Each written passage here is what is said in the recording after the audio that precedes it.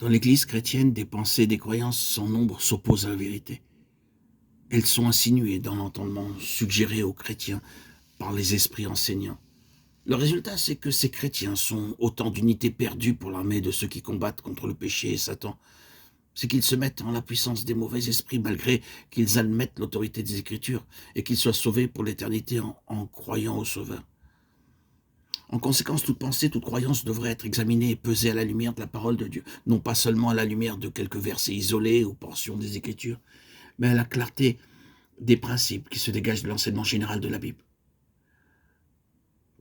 Puisque Satan peut appuyer son enseignement de signes et de prodiges, Matthieu 24, 24, 2 Thessaloniciens 2, 9, Apocalypse 13, 13, le feu du ciel, la puissance et les signes ne sauraient établir qu'une doctrine est de Dieu, pas plus que la beauté d'une vie prouvée l'orthodoxie d'une croyance, 2 Corinthiens 10, 13, 15. Dans sa lettre aux Thessaloniciens, l'apôtre nous avertit qu'à son point de culminance, cette marée montante d'esprits séducteurs aboutira à la manifestation de l'homme de péché, qui entraînera la chrétienté dans l'erreur.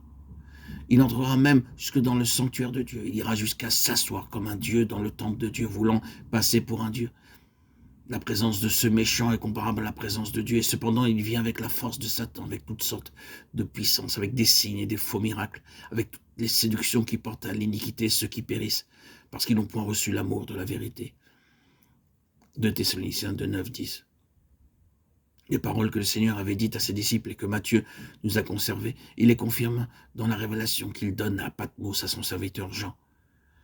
C'est qu'à la fin de l'âge, l'arme employée par le séducteur pour dominer sur tous les peuples de la terre est d'ordre surnaturel. De grands signes dans les cieux, une bête qui ressemble à l'agneau, mais parle comme le dragon. En quelque sorte, une contrefaçon de l'agneau, qui fait de grands prodiges, même jusqu'à faire descendre le feu du ciel sur la terre, à la vue des hommes pour les séduire. Elle parvient à la domination universelle et désormais ne peut plus acheter ou vendre que celui qui porte le nom ou la marque de la bête. Apocalypse 13, 11, 17. Par le moyen de séduction et de prodiges, les légions de Satan atteignent donc enfin le but convoité, l'autorité et la domination universelle. La séduction du monde qui s'enfonce toujours plus dans les ténèbres et la séduction de l'Église au moyen des enseignements les plus divers qu'accompagnent des manifestations sataniques atteignent leur maximum d'intensité à la fin de l'âge. Il est frappant de constater que l'apôtre choisi pour transmettre l'Apocalypse et préparer l'Église en vue des derniers jours est justement ce même apôtre qui écrivait aux chrétiens de son temps. Ne croyez pas à tout esprit.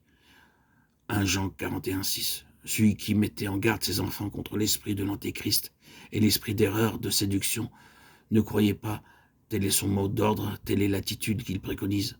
C'est-à-dire douter de toute doctrine et de tout docteur jusqu'à ce que preuve soit faite qu'ils sont de Dieu. Éprouvez les enseignements de peur qu'ils n'émanent de l'esprit d'erreur et ne fassent partie du plan de campagne arrêté par l'Antéchrist pour séduire les nations et les amener à se révolter contre Christ.